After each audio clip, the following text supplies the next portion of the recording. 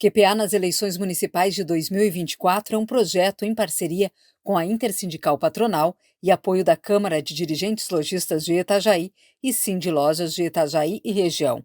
O objetivo dessa série de entrevistas é proporcionar um espaço democrático e transparente para que os interessados em liderar a nossa cidade possam compartilhar suas propostas e visões para o futuro de Itajaí com os eleitores.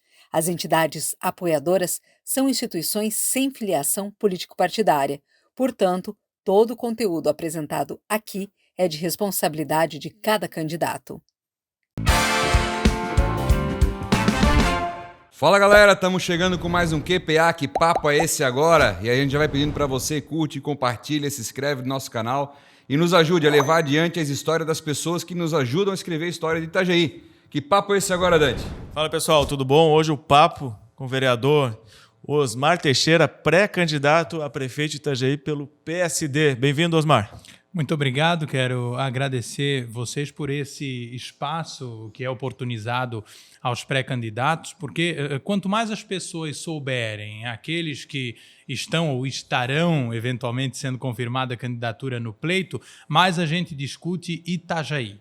E depois aí de um ciclo de 30 anos e a oportunidade de uma real renovação na cidade, é fundamental que a população entenda, né, as propostas e ideias daqueles que se apresentam para iniciar um novo ciclo.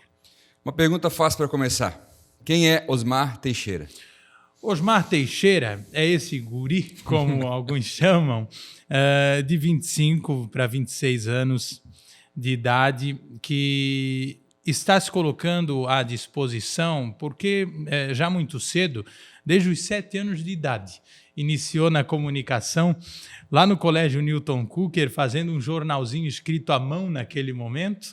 A gente estava iniciando, né, esse mergulho na era digital. Então, eu ainda peguei um pouco daquela maquininha recarregada com álcool que você fazia aquela cópia azul. Isso, mimeógrafo.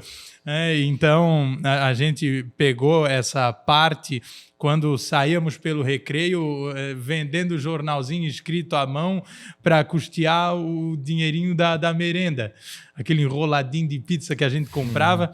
E através da comunicação eu sempre vi uma porta aberta para que eu pudesse transformar a sociedade. Assim foi no popular jornal NK, onde a gente lutou por causas do movimento estudantil na escola Newton Cooker. Assim foi quando eu ingressei no rádio e na televisão. E dali veio o desejo e também a convite, por pedidos dos telespectadores, dos ouvintes, que a gente ingressasse na política. Então, o Osmar ele tem a sua raiz na educação, a sua essência na comunicação, a qual viu como uma ferramenta de transformação e de luta por aquilo que as pessoas anseiam, por aquilo que se torna causa social. Então, é justamente isso que nos levou até esse momento, onde, nesse instante, sou pré-candidato à Prefeitura de Itajaí. Osmar, nós estávamos comentando aqui antes, né? Que faz muito tempo que você é vereador, né? Mas você está ainda no primeiro mandato. Você ainda é muito jovem. E agora já se lança como pré-candidato ao Executivo, né? Qual é a tua perspectiva quanto a esse trabalho no Executivo, já que você tem uma experiência somente no Legislativo? Eu digo que a experiência no Legislativo, Dante, ela foi uma continuidade daquilo que o meu trabalho profissional enquanto comunicador me permitiu em cada rua, em cada bairro dessa cidade. Um gestor, ele não governa sozinho. Eu até entendo que algumas pessoas possam ter realmente um receio, e é natural. O que um guri de 25 anos quer fazer comandando o maior PIB do estado de Santa Catarina? Mas a cidade ela precisa de um gestor, primeiro, que tenha um raio-x do município, que saiba em cada bairro da cidade qual é a necessidade. Porque nós estamos vivendo um momento tão delicado em Itajaí, que faz com que nos próximos anos o gestor ele tenha que fazer escolhas. E para você fazer escolhas mediante uma situação orçamentária delicada que se apresenta, a crise no nosso porto, a reforma tributária que apresenta ainda várias incógnitas, A partir desse ponto, é necessário que o gestor ele entenda, junto com a população, olha, aqui eu preciso cortar, aqui não tem como. E para ter esse sensor, mais do que conhecer a cidade apenas na teoria ou num papel que o marqueteiro fez, você precisa conhecer as ruas. É sola de sapato, meu irmão. Você precisa conhecer a necessidade do povo e aquilo que você vai precisar priorizar e aquilo que você vai precisar, inclusive, fechar a torneira. Então, essa nossa experiência de anos estando com a população, seja em cada reportagem que a gente fazia no nosso trabalho enquanto comunicador, trazendo as reivindicações, ou mesmo lá na Câmara, onde pouco a gente esteve no gabinete, muito nas ruas, atendendo o povo, isso nos deu, eu posso dizer, um leque de conhecimentos para que, junto com todo um time que governa a cidade, junto com um prefeito, a gente possa realmente representar uma renovação para um desenvolvimento seguro. Osmar, vou pedir para te olhar na nossa tela. Vai aparecer ali 2 fotos. Eu queria que dissesse qual que é o teu sentimento ao ver essas fotos. Tristeza, revolta. E o que você acha que poderia ter sido feito e não foi? Foi feito um dos maiores vexames em termos de gestão pública política da história desse município. Eu falo isso com uma certa emoção porque eu fui relator da CPI que investigou a queda na movimentação de contêineres no porto. Um documento com mais de 150 páginas que traz um lapso temporal de 20 anos, explicando não somente agora, mas o que nos levou a essa triste realidade que é apresentada nessa imagem. E eu posso garantir que é uma união de omissão, incompetência, interesses. E esse interesse não foi em prol do cidadão itajaiense, foi em causa própria. Foi a omissão em não se posicionar como um líder no momento em que era necessário. Foi a incompetência em não dialogar com os poderes e com a classe política como se fazia necessário para que você construísse uma grande frente de defesa do nosso porto. E aí eu ilustro uma situação que ocorreu em 2021, quando eu estive, na época, com o deputado Ricardo Barros, líder do governo Bolsonaro na Câmara naquele momento, e o deputado Ricardo Barros, do PP, nos colocou em contato com a Secretaria Nacional dos Portos. Eu fui a Curitiba encontrá-lo com os meus próprios recursos. Tínhamos um amigo em comum ali que fez essa proximidade e ele nos conectou à Secretaria Nacional dos Portos. E naquele momento, quando voltei a Itajaí, eu disse ao prefeito, estive no Paraná, conversei com o líder do governo na Câmara, ele quer nos auxiliar. E o prefeito simplesmente olhou para mim e disse que não precisava de qualquer tipo de ajuda, que tinha a porta aberta em Brasília. Isso diz muito sobre incompetência de um gestor. O ego não pode estar à frente de uma cidade. Você não é maior do que um município. Então, quando eu digo que faltou essa habilidade, e que me admira muito para um gestor que, inclusive, já foi até governador interino do estado de Santa Catarina, não ter tido essa perspicácia na hora de conduzir essa situação. Então, é um ponto que eu lamento muito, e aí os interesses escusos que a gente bem sabe, e apuramos isso na CPI, quando quase entregamos o comando da operação do Porto para uma empresa investigada por tráfico de drogas internacional. Então, foi uma série de erros, uma sucessão de erros que nos conduziu a esse triste momento que vive o Porto de Itajaí. Mas que, graças a Deus, ainda há tempo de ser revertido. Pois é, Osmar. E nós abrimos uma caixa de perguntas nas redes sociais e recebemos algumas perguntas, uma delas relacionada ao Porto, né? Então, você fez um diagnóstico, né, do que aconteceu até aqui, e essa pergunta ela olha para frente, né? Como você irá tratar a administração do Porto, visto que será mantida a autoridade portuária pública.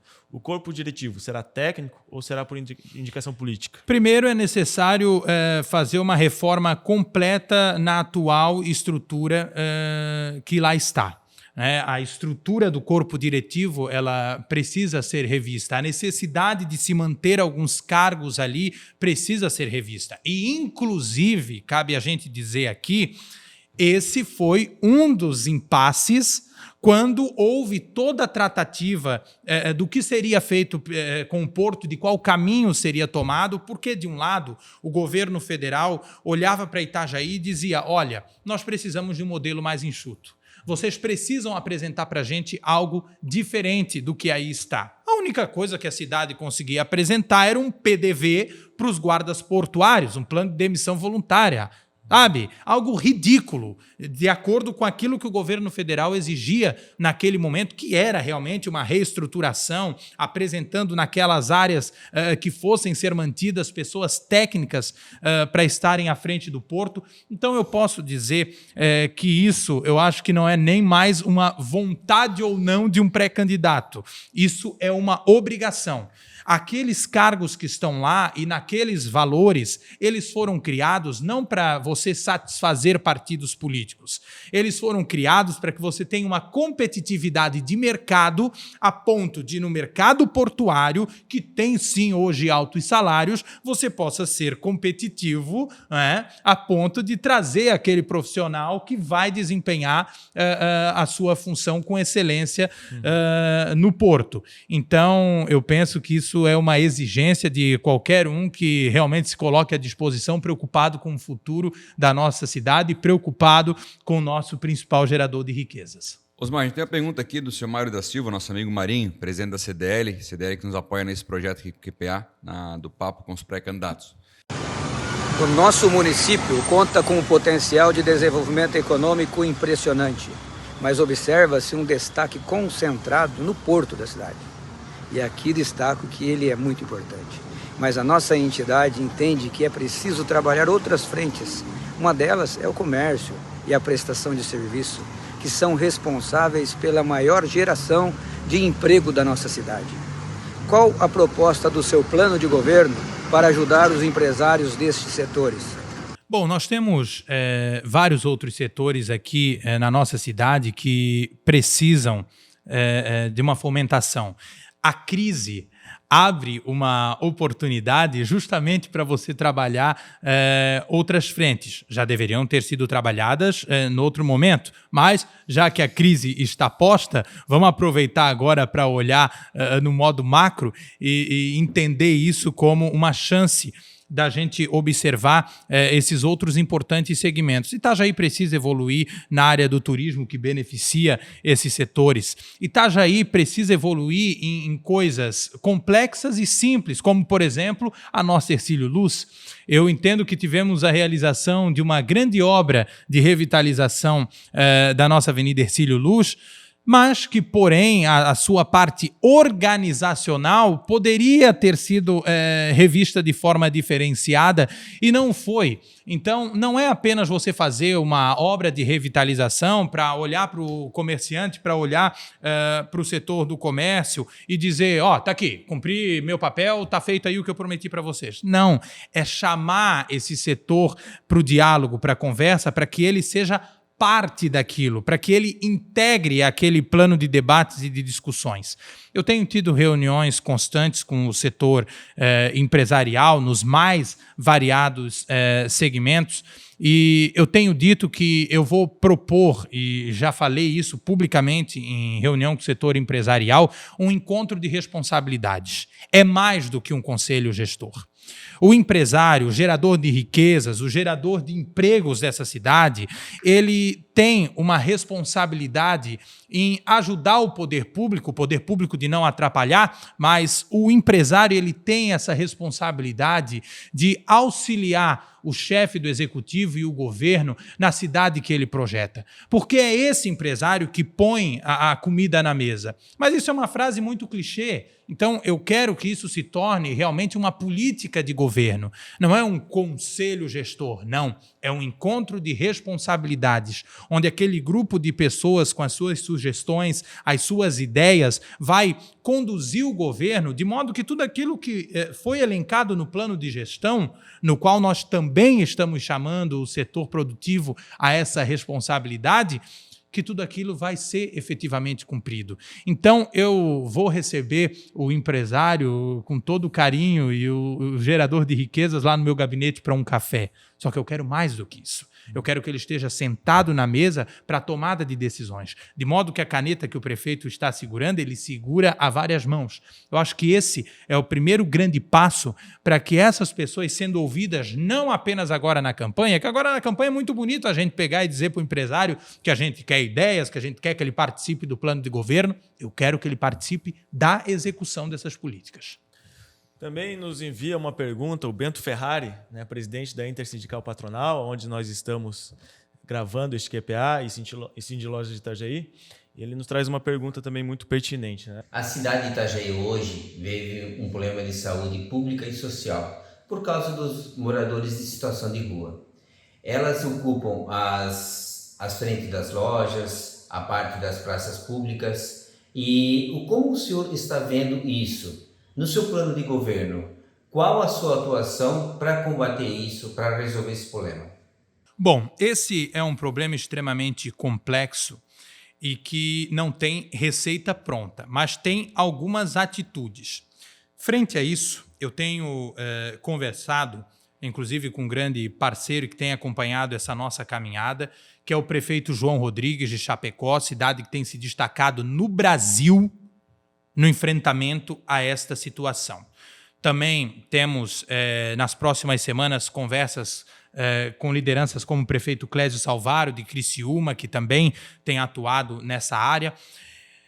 Eu recentemente falei em uso na tribuna, no parlamento, que o prefeito que quiser resolver esse problema, ele tem que ter primeiro coragem.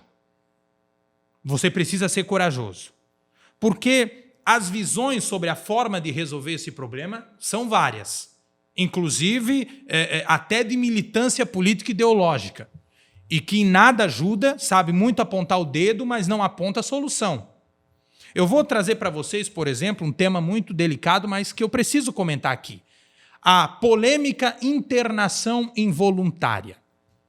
Nós temos casos aqui na nossa cidade, recentes, de decisão do Tribunal de Justiça ordenando que o município fizesse internação involuntária de uma pessoa que, inclusive, foi flagrada tendo relação sexual na rua, na via pública, dominada pelo crack, pelo vício na droga.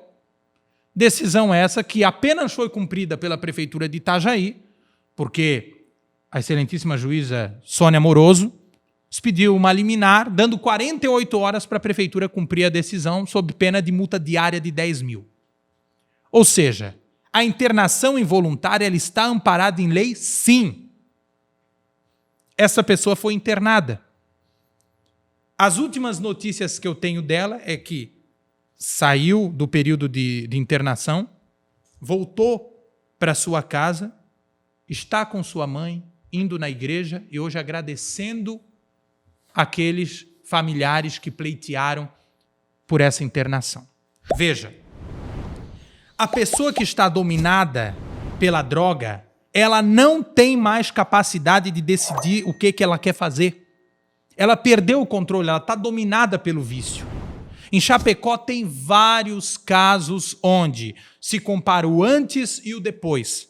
Não é você sair com um ônibus por aí recolhendo todo mundo e fazendo uma limpeza social. Não é isso que nós estamos propondo. A internação involuntária que muitos militantes político-ideológicos tentam colocar como limpeza social, na verdade ela é uma oportunidade de transformação.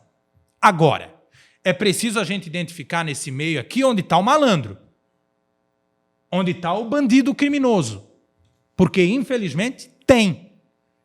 E aí, essas pessoas que não querem a ajuda em termos de saúde, que não querem uma oportunidade e que o mercado oferece, e aí eu faço coro às palavras do prefeito Clésio, Meu amigo, se você não quer oportunidade de tratamento de saúde, não quer oportunidade para você trabalhar, você vai entender que aqui, para fazer a arruaça, você não vai ficar.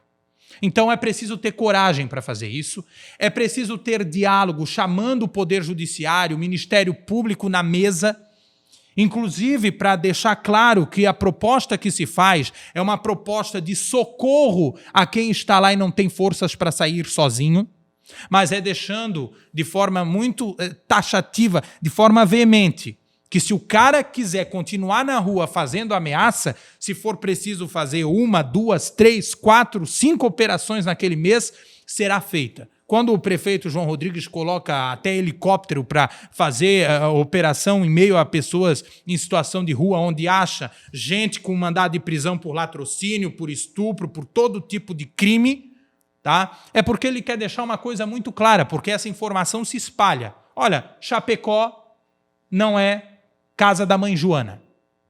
É isso que a gente tem que fazer aqui em Itajaí. Infelizmente, em Itajaí, nós estamos com uma visão muito explícita, tá? E eu tenho, inclusive, gravado isso. Um cidadão que ele foi abordado ali em frente ao salão da Sebastião Lucas, na frente do colégio Newton Cooker, e ele olha para o pessoal da abordagem, o pessoal vai lá e diz para ele, olha, vamos sair dessa situação?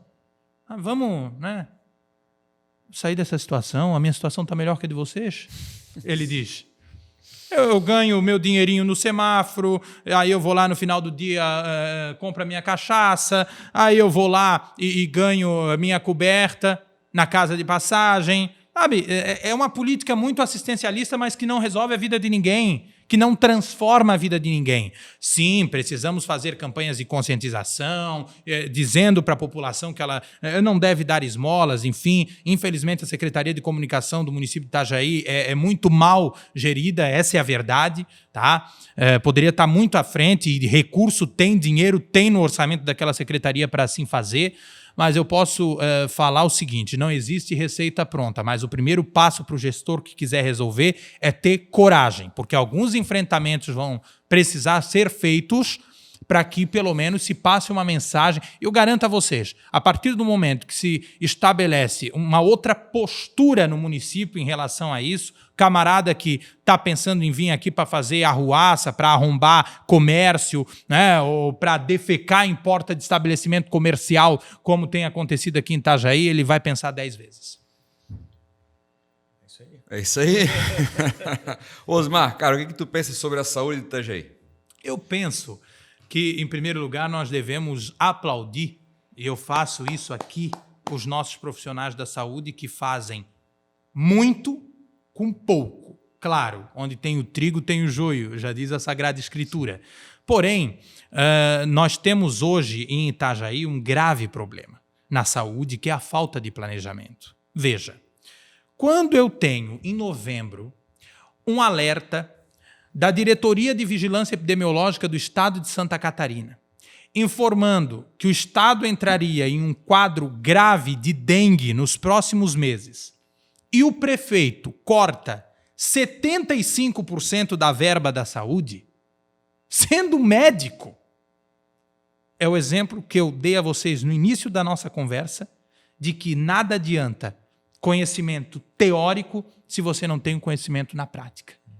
Porque eu, sendo um médico, se assim o fosse, gerindo uma cidade como Itajaí, eu teria vergonha de, na primeira crise que eu enfrento, eu cortar justamente da saúde. Eu não tinha mais nada para cortar dentro da administração. Será que Itajaí não tem nenhum contrato que pode ser revisto a ponto de que você não tenha que cortar onde o povo sente, onde o povo vai sofrer? Isso tem muito a ver com planejamento. Nós tivemos, nas últimas semanas, nessa gestão da epidemia de dengue, decisões tomadas de uma hora para outra, onde o coordenador de unidade de saúde recebeu ligação 5h30 dizendo, te prepara porque hoje o teu posto vai abrir até às 10. O que é isso? Nós não estamos brincando, nós estamos lidando com vidas. A Vila da Saúde já era para ter sido aberta no início do ano, para dar conta da demanda. Mas nós não fizemos isso. Na saúde, cada dia que você perde, pode ser a diferença entre um quadro de dengue evoluir para uma dengue hemorrágica e aquele cidadão precisar de um leito de UTI no Marieta, que está nesse momento lotado, com gente esperando na poltrona da UPA do SIS para ser transferido para lá. Então, é um assunto muito delicado e que tem muito a ver exatamente com essa dificuldade que Itajaí tem de planejar, de prevenir. Tem cidades aplicando fumacê com drone. Itajaí está com 2 picapes que passa correndo pelo meio da rua, que já teve gente que me mandou mensagem dizendo: Osmar, mas parece que esse carro do fumacê está com medo do mosquito da dengue. Essa é a realidade. Então, são coisas... Será que... gente, assim, ó, o maior PIB de Santa Catarina não consegue se modernizar a ponto de alcançar cidades que estão tratando essa situação de forma totalmente diferenciada? Nós precisamos ficar fadados a um modelo arcaico de enfrentamento à epidemia? Alguém da Secretaria Municipal de Saúde de Itajaí já foi lá em Niterói para ver o estudo que foi feito lá de modificação do mosquito Aedes aegypti, de modo que foi inserido nele uma bactéria que bloqueia a transmissão do vírus da dengue? E de forma que os mosquitos que estão agora se proliferando em Niterói, eles não transmitem mais a doença? Ah, Osmar, mas isso é coisa do Rio de Janeiro. Isso pode ser coisa de Itajaí. O que nos impede de ir lá estudar isso? Vocês sabiam que nós temos dados que mostram as pessoas que pegaram dengue agora em 2024? A tendência é que, se pegarem novamente em 2025, o quadro seja muito pior e evolua muito mais rapidamente para a dengue hemorrágica? O que estamos fazendo em relação a isso? Qual a medida preventiva? Então, infelizmente, eu posso dizer, e claro, haveriam muitos outros detalhes, a parte estrutural, unidades de saúde mal equipadas, profissionais maravilhosos com equipamentos péssimos para poderem trabalhar, exercer a sua profissão com excelência. Eu fui esses dias na UPA pediátrica do SIS e um técnico olhou para mim e disse: Osmar, estás vendo essa criançada toda aqui? Eu disse: estou. Eu tenho um termômetro para medir a febre de todas essas crianças. Sendo que o principal sintoma da dengue é a febre. Então, é lamentável o quadro que se apresenta. Osmar, um belo diagnóstico sobre a saúde. Vamos para a educação, então, outra área muito importante da cidade. Tenho tido diversas reuniões com os profissionais da educação. A primeira proposta que a gente apresentará como bandeira principal, inclusive no plano de governo, é a institucionalização da gestão democrática plena. Ou seja, o fim das indicações político-partidárias para o cargo de diretor de escola e creche. Isso dá autonomia para o diretor. Isso é respeito pela comunidade escolar.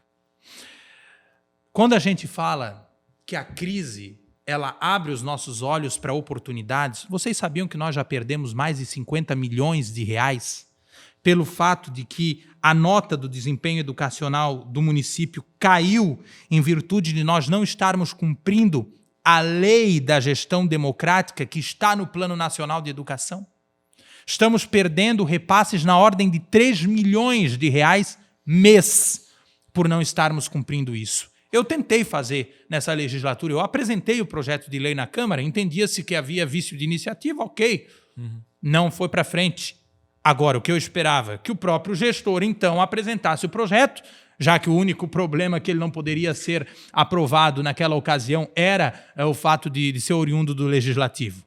Então, veja, nós vamos apresentar a gestão democrática plena, porque, inclusive, a Secretaria de Educação está tentando agora empurrar um edital de seleção goela abaixo, que é mais uma armadilha para o próximo governo do que realmente a gestão democrática, porque cria, inclusive, uma pré-seleção, já descartando aquele gestor ou futuro gestor que não concorda com o governo. Então, é a gestão democrática plena, com voto direto da comunidade escolar, dando àquele diretor um mandato, não dependendo da caneta do prefeito. Então isso é respeitar, valorizar aquele gestor, é dar a ele o poder de defender, de brigar pela sua unidade de ensino. E veja que isso que eu estou propondo, alguns podem dizer, não, poxa, mas isso não é muito bom para o prefeito não, que o diretor não possa ser exonerado por ele. Mas quem tem capacidade de gestão e de diálogo não teme isso. porque sabe que vai poder chamar aquele diretor na mesa, conversar com ele, o diretor vai olhar nos olhos do prefeito e vai dizer o que realmente está acontecendo, vai olhar nos olhos do secretário de Educação e vai dizer realmente a realidade da sua unidade de ensino. A gente não precisa mais de puxa-saco numa gestão que se propõe a ser modernizada. A gente precisa de pessoas que passem realmente o cenário da cidade. Fora outros quesitos, nós, antes de propormos a criação de novas escolas e creches, nós precisamos emergencialmente propor um pacote de reformas nas nossas unidades de ensino. Uma cidade como Itajaí não pode ter mais professor com leque abanando bebê num calor de 35 graus, como nós tivemos nesse último verão aqui no município de Itajaí. Professor com borrifador jogando água nos seus pequeninos, desesperado, né, com a criança suando, porque o ar-condicionado daquela creche, se ligar 3 ao mesmo tempo, cai a energia em todas elas. A cidade não suporta mais isso. A cidade precisa investir na segurança interna, porque na externa nós investimos com a contratação de vigilância armada. Mas o que nós estamos fazendo quanto à saúde mental dos nossos estudantes? A cidade de Itajaí investiu milhões num programa chamado Escola da Inteligência, onde a única coisa que os professores comentam conosco é a respeito de material desperdiçado em depósitos, livro jogado fora quando acaba o ano, e um programa que mais deu ao professor trabalho extra, cansando ainda mais aquele professor que já está saturado, sobrecarregado, do que realmente tratou a educação socioemocional. Educação socioemocional se trata com psicopedagogo na escola. É isso que preconiza a lei federal, que inclusive foi trazida pelo ex-presidente Jair Bolsonaro. É a obrigatoriedade do psicólogo em cada escola e creche. A gente vai conseguir fazer isso no estalar de dedos? É claro que não. Porém, se a gente começar aos poucos, já é um grande passo. Osmar, o que fazer com o Centro Eventos de Itajaí? O Centro Eventos ele precisa ser fomentado em parcerias público-privadas. Itajaí é nota 0 nisso. E não é por falta de vontade do setor produtivo. Não é por falta de vontade do setor empresarial. É por falta de vontade da gestão pública. Eu tenho certeza que muitos empresários eles vão estar nos assistindo aqui neste vídeo e nessa entrevista que, com muita honra, eu concedo a vocês e agradeço mais uma vez o espaço. A marejada não aconteceu no ano de 2023 por pura incompetência. Porque a Câmara de Vereadores propôs, sim, um modelo que tirasse menos recursos do cofre do município, valorizando a participação empresarial. Mas, infelizmente, a Secretaria de Desenvolvimento Econômico do município não quis. A Secretaria de Desenvolvimento Econômico só aceitava um modelo onde se tirava 5 milhões do caixa sem prestar contas da edição anterior do evento. O Centro Eventos ele pode ser muito melhor explorado. Ele hoje já atrai muito recurso com a The Ocean Race, atrai muito recurso também quando a marejada é realizada, é preciso dizer isso, mas é possível fazer com que esses eventos sejam lucrativos já na sua essência, no seu esqueleto, de cara com a parceria público-privada. Então, a cidade de Itajaí precisa entender que o Centro Eventos ele não pode ser lembrado apenas quando um grande acontecimento como a The Ocean Race ocorre, apenas quando nós temos a competição das regatas e aí todo mundo se reúne lá no mole para ver os barquinhos chegando. Não, o Centro Eventos é muito maior do que isso, sabe? Eu fui agora numa feira promovida pelo Sindip. E quando eu cheguei lá e vi toda aquela estrutura, eu pensei, meu Deus do céu, mas isso deve ter custado um valor significativo.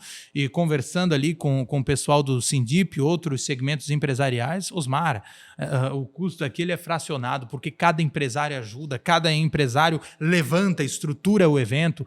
Então, o Centro Eventos pode mais, mas pode mais com uma gestão moderna e que traga o setor empresarial não somente no pré, mas no pós. A gente abriu umas caixinhas de perguntas na rede social e o assunto que a gente vai falar agora veio uma pergunta que foi só para ti mesmo, que a pessoa fez, né? Que o que você tem a falar a respeito do Semasa, que fornece água suja, e sobre a cobrança de 80% do esgoto? O caixa do Semasa é superavitário, mal gerido, porque nós temos hoje no Semasa um cabidão de empregos que será cortado Eu tenho falado isso e vamos fazer já no primeiro ano, não é dando desculpa de não, isso da metade do governo para frente. Será no início. Nós estamos estudando e faremos, se possível juridicamente, via decreto, a redução, podendo chegar até 50% da cobrança do esgoto. E é possível fazer isso e o caixa continuará superavitário. Nós temos um problema grave na nossa cidade em relação ao Semasa, porque não se trabalha setorização. Recentemente, nós tivemos a adutora da Chemitalsen que estourou, entre aspas, porque o estouro da adutora eram 2 furinhos na tubulação. Os caras precisaram fechar a ETA do São Roque. Cidade inteira ficou sem água. Por quê? Porque não há setorização. O que é a setorização? Eu tive um problema na Chemitalsen, eu fecho esse registro aqui, resolvo o problema e o resto da cidade continua abastecida. Fecha-se a estação de tratamento principal e em 1 hora, mais ou menos, a cidade não tem água. Por quê? Porque não há um plano de reservação de água no município de Itajaí. Não há um plano de incentivo para o cidadão comprar caixa d'água e colocar na casa dele. Não foi fomentado a troca da rede de abastecimento nesses últimos anos. A gente avançou muito na situação do saneamento e, infelizmente, preciso dizer também com o objetivo de engordar o caixa. É necessário dizer isso, que é uma vergonha essa cobrança de 80%. Isso o prefeito poderia mudar sim, nós vamos mudar. Agora, quando se trata de uma gestão que realmente pense para o povo, ela vai facilitar a vida das pessoas. Nós precisamos trocar essa rede, a rede que ainda tem tubos do tempo da Casan, na sua grande maioria, cabe a gente dizer, de modo que aquilo ali cria uma crosta de ferro e manganês, que quando você libera a pressão da água novamente, depois de um período em que você fecha o registro, não tem como, a água vai chegar suja, indispensavelmente na casa das pessoas. Então, para resolver isso, também não é assim. Mas com algumas atitudes já de início, imediatas, você resolve. O que eu estou falando aqui não é pirotecnia, mas apenas quem não tem rabo preso consegue fazer.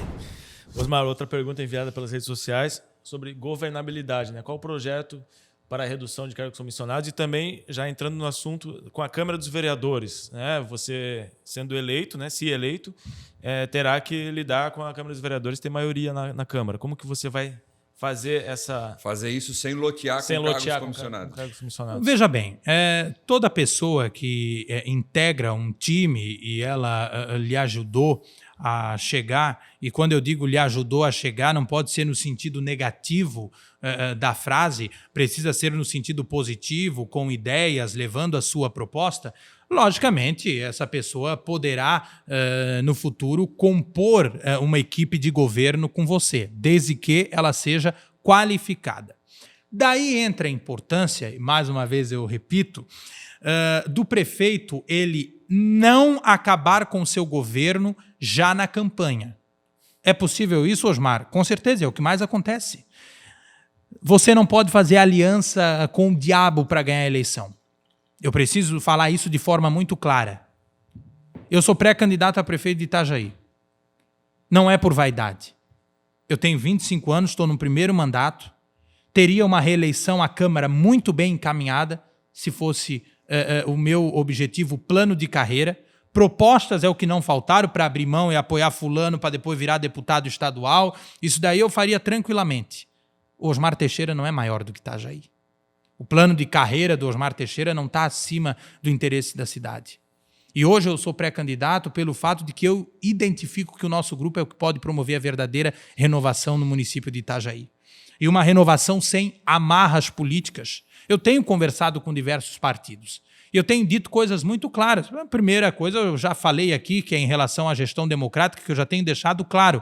Olha, o partido quer vir para o grupo, entenda, indicação político-partidária na educação acabou. É pelo mérito democrático, com pessoas técnicas que já estão lá dentro. Nem cheguei a comentar a questão do secretário escolar, que nós vamos exigir qualificação técnica. Vamos exigir isso. Não vai mais assumir lá o fulano com ensino médio. Não vai. Ele vai ter que ter um entendimento na área da educação para ele ocupar aquela função. Nós necessitamos fazer uma reforma administrativa no primeiro mês de governo. Porque depois que você nomeia, meu amigo, acabou. Se você não começar com uma reforma, você dizer que você vai fazê-la, depois de 6 meses a gente reduz os cargos. Já tem que começar de início. Já tem que começar já em janeiro, quando você assumir, para que quem venha, inclusive para a questão da governabilidade, querer compor com o governo, já saiba, primeiro, a estrutura mudou. Segundo, as pessoas que vão estar aqui são pessoas técnicas. Ainda que você possa ter a composição partidária lidando a governabilidade, inclusive nesta não existe cadeira cativa. Ninguém é dono da cadeira, porque inclusive o prefeito passa, a gestão fica, o legado permanece. Então, o cidadão, inclusive depois de lá estar, a partir do momento em que ele não desempenha o seu papel, e é preciso que uma gestão moderna estabeleça indicadores de desempenho, ele não permanecerá. Por isso que eu tenho chamado a atenção do setor empresarial para esse encontro de responsabilidades, onde este grupo apartidário vai poder avaliar de fora a gestão e poder dizer ao prefeito na mesa: prefeito, este aqui não tem desempenhado um bom serviço, aqui precisa mudar, aqui não está legal. Isso é uma gestão moderna, que trabalha internamente, valorizando aquilo que se apresenta pelo externo. Mais uma pergunta das redes sociais, e agora é um pouco mais polêmica, a nível Brasil aí. De 0 a 10, qual nota você dá para Bolsonaro, Lula e STF? Para o Bolsonaro, eu dou nota 10, embora tenha algumas considerações sobre coisas que eram faladas e que o sistema político se aproveitava, não que elas não precisassem ser ditas, mas se aproveitava, inclusive com recortes muitas vezes, e lamentavelmente a grande imprensa faz isso, para prejudicar a gestão. Então é a única ponderação que eu faço, mas que tem muito a ver com a essência que ele tinha de ser autêntico e realmente falar o que precisava ser dito. Enfrentou uma pandemia gravíssima. Eu tenho minhas ponderações sobre como este atual governo enfrentaria uma pandemia, sendo que já estão patinando na epidemia de dengue. Eu não vejo a grande imprensa cobrar vacina para dengue como cobravam na época a vacina para a Covid-19. Tá? E eu falo isso de forma muito clara. Eu perdi minha madrinha na pandemia da Covid-19. E nem por isso, olha, é só a gente voltar lá atrás, e por isso que eu digo que o Supremo Tribunal Federal ultimamente tem tido nota 0, porque foi o mesmo Supremo Tribunal Federal que entregou a gestão da pandemia para estados e municípios.